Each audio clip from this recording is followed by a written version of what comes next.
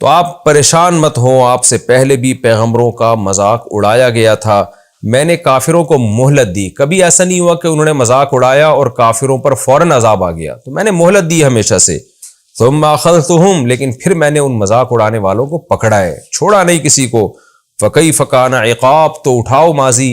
اور پوچھو اپنے باپ داداؤں سے اور ان کھنڈرات کو دیکھو کہ میرا عذاب ہوا کیسا ان کے ساتھ۔ افمن هو قائم على كل نفس بما كسبت، قرآن کا اصل مضمون چونکہ توحید ہے، پھر اللہ اسی مضمون کی طرف آتے ہیں کہ بتاؤ جن بتوں کی تم عبادت کرتے ہو کیا ان کی انسان پر نگرانی ہے؟ کیا یہ انسان کے اعمال کو دیکھ رہے ہیں؟ معبود ہونے کے لیے تو ایک بڑی شرط یہ ہے کہ اس کو آپ کے اعمال کا تو پتہ ہو، اس کا علم تو کامل ہو۔ تو اللہ فرماتے ہیں ایک ذات تو وہ ہے جو اللہ کی ہے، هو قائم علی کل نفس بما کسبت، وہ تو ہر نفس پہ نگران ہے، اس کے عمل کو دیکھ رہا ہے۔ اور ایک تمہارے معبود ہیں جو بند کمرے میں ہوں تو بند کمرے میں ہی ہیں، جہاں بٹھا کے چلے جاؤ قیامت تک وہیں رہیں گے، ان کو تمہارے اعمال کی خبر نہیں ہے، تو تم ان کو خوش کیسے کرو گے؟ معبود جس کو خوش کیا جاتا ہے عبادت کر کے، اس کو پتہ تو ہوگا آپ کیا کر رہے ہیں، اچھا عمل کریں گے وہ ثواب دے گا آپ کو، برا عمل کریں گے وہ سزا دے گا، لیکن اس کو علم تو ہو، تو یہ علم تو اللہ کے پاس ہے۔ اس کے باوجود قرآن کہتا ہے وَجَعَلُوا لِلَّهِ شُرَكَاءَ، وہ خدا جو ہر نفس پر کی نگرانی کر رہا ہے اس خدا کے ساتھ انہوں نے شریک ٹھہرا لیے ہیں۔ قُلْ سَمُّوهُمْ، اے نبی ان سے کہہ دیجئے ذرا ان کے نام تو بتاؤ ہمیں، وہ کون ہیں؟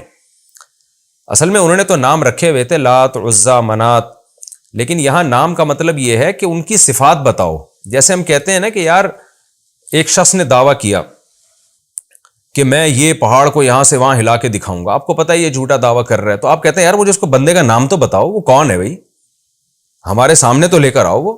تو یہ محاورے کے طور پہ کہا جاتا ہے ذرا اس بندے کا ہمیں بھی تو نام بتاؤ، تو مطلب یہ نہیں ہوتا کہ ان کا نام آپ بتانا شروع کر دیں، مطلب یہ کہ ایسا کوئی بھی نہیں کر سکتا۔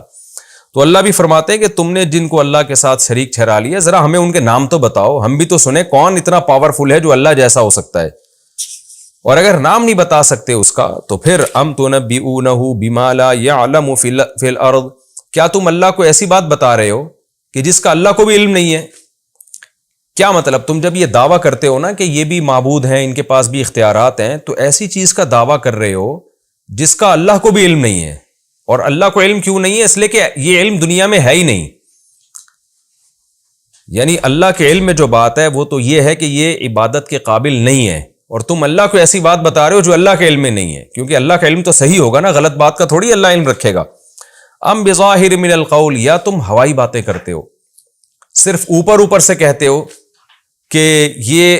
شریک ہیں جن کی ہم نے عبادت کرنی ہے، تو دونوں باتیں غلط ہیں، بغیر دلیل کے بات کرنا بھی غلط، اور اللہ کے سامنے ایسی چیز کا دعویٰ کرنا جس کا اللہ کوئی پتہ نہ ہو، تو تم اللہ سے بھی آگے نکل رہے ہو، تو یہ بھی غلط۔ پھر صحیح کیا ہے؟ اللہ نے آگے صحیح بات بتائی، بل زُیِّنَ لِلَّذِینَ کَفَرُوا، بلکہ بات اصل میں یہ ہے کہ کافروں کے لیے مزین کر دیا گیا ہے مکرہم، ان کا مکر و فریب، اپنے باپ دادا کی اندھی تقلید، اس میں یہ شرک کرتے ہیں، شرک چھوڑیں گے تو خاندان بائیکاٹ کرے گا، تو اپنے دنیاوی مفاد کی وجہ سے ان کی اس برائی کو شیطان نے ان کے سامنے مزین کر دیا ہے، ایک گندے عمل کو اچھا بنا کے پیش کیا ہے، جس کا نتیجہ کیا نکلا؟ وَصُدُّوا عَنِ السَّبِيلِ، اور سیدھے راستے سے ان کو روک دیا گیا ہے۔ وَمَن يُضْلِلِ اللَّهُ فَمَا لَهُ مِنْ هَادٍ، واقعی جس کو اللہ گمراہ کر دے اس کو کوئی ہدایت نہیں دے سکتا۔ تو چونکہ یہ ہٹ دھرم ہے اس لیے اللہ نے ان کے دلوں پر مہر لگا دی۔ انجام کیا ہوگا؟ لَهُمْ عَذَابٌ فِي الْحَيَاةِ الدُّنْيَا، دنیا میں بھی ان کو عذاب ملے گا۔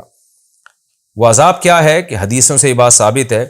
کہ مسلم پر جب کوئی مصیبت آتی ہے تو چونکہ وہ صبر کرتا ہے وہ مصیبت رحمت بن جاتی ہے، غیر مسلم پر جب کوئی مصیبت آتی ہے تو اس مصیبت کے بدلے میں اس کو ثواب نہیں ملتا، تو جو بھی غیر مسلم پر مصیبت آئے گی وہ ایک قسم کا اللہ کا عذاب ہی ہوگا، الا یہ کہ اس مصیبت کی وجہ سے اس کو توبہ کی توفیق مل جائے۔ تو اللہ فرماتے ہیں دنیا میں بھی مصیبتیں ہیں، وَلَعَذَابُ الْآخِرَةِ أَشَقُّ، اور آخرت کا عذاب تو دنیا سے بہت زیادہ سخت ہے۔ وَمَا لَهُم مِّنَ اللَّهِ مِن وَاقٍ، اور اللہ سے ان کو کوئی بچانے والا نہیں ہوگا۔ یہ تو نافرمانوں کا عذاب، قرآن کی عادت ہے جہاں نافرمانوں کی سزا کا اللہ تذکرہ کرتے ہیں وہیں نیک لوگوں کے لیے بشارتیں بھی شروع ہو جاتی ہیں۔ نیک لوگوں کا کیا ہوگا؟ مثل الجنت التی وعید المتقون، اس جنت کی مثال جس کا متقیوں سے وعدہ کیا گیا ہے۔ تجری من تحتها الانہار، اس کی مثال ایسے جیسے کسی باغ کے نیچے نہریں بہتی ہوں، اس کے نیچے نہریں بہتی ہوں گی، اکلھا دائم، اس کا پھل ہمیشہ رہے گا، وظلھا، اور جنت کے سائے بھی ہمیشہ رہیں گے۔ دیکھیں جنت میں دھوپ نہیں ہوگی، جب دھوپ نہیں ہوگی تو سایہ بھی نہیں ہوگا، تو یہ مجازن سایہ کہا گیا ہے جنت کی ٹھنڈک کو، کہ وہاں جو ایک ٹھنڈک ہوگی، معتدل موسم ہوگا، وہ ہمیشہ ہوگا، جیسے کہ سائے میں انسان کو راحت ملتی ہے۔ تلک عقبی الذین اتقوا، یہ انجام ہوگا ان لوگوں کا جنہوں نے تقوی اختیار کیا، وعقبی الکافرین النار، اور کافروں کا انجام آگ ہے۔ والذین آتیناہم الکتاب یفرحون بما انزل الیک، اللہ نے توحید پر ایک عقلی دلیل دی نا پہلے،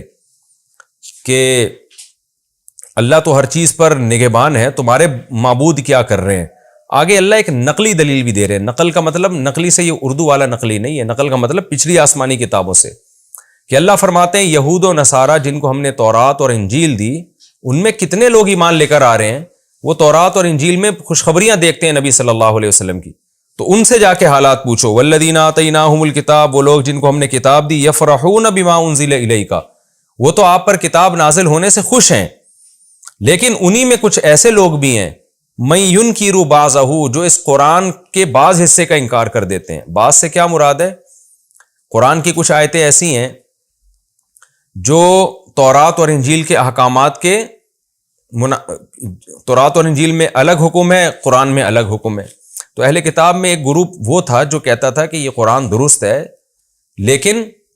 کچھ احکامات اس کے صحیح نہیں ہے، کیونکہ تورات اور انجیل کے خلاف جا رہے ہیں وہ احکام۔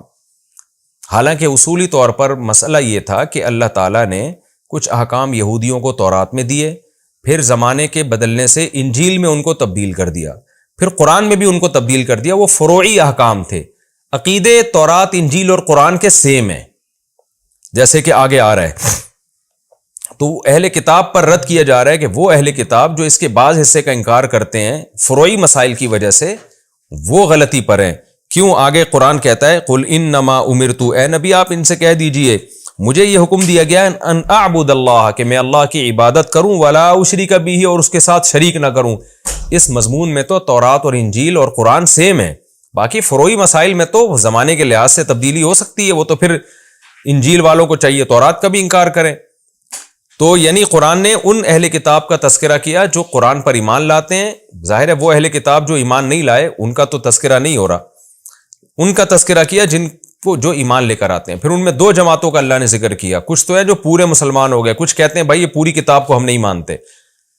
لیکن قرآن کے بعض حصے کا انکار پوری کتاب ہی کا انکار ہے اللہ کی نظر میں۔ تو ان کا جواب دیا جا رہا ہے کہ اے نبی آپ ان سے کہہ دیجئے کہ مجھے یہ حکم دیا گیا ہے کہ میں اللہ کی عبادت کروں اور اس کے ساتھ کسی کو شریک نہ کروں۔ تو یہ مضمون تو تورات اور انجیل اور قرآن کا سیم ہے،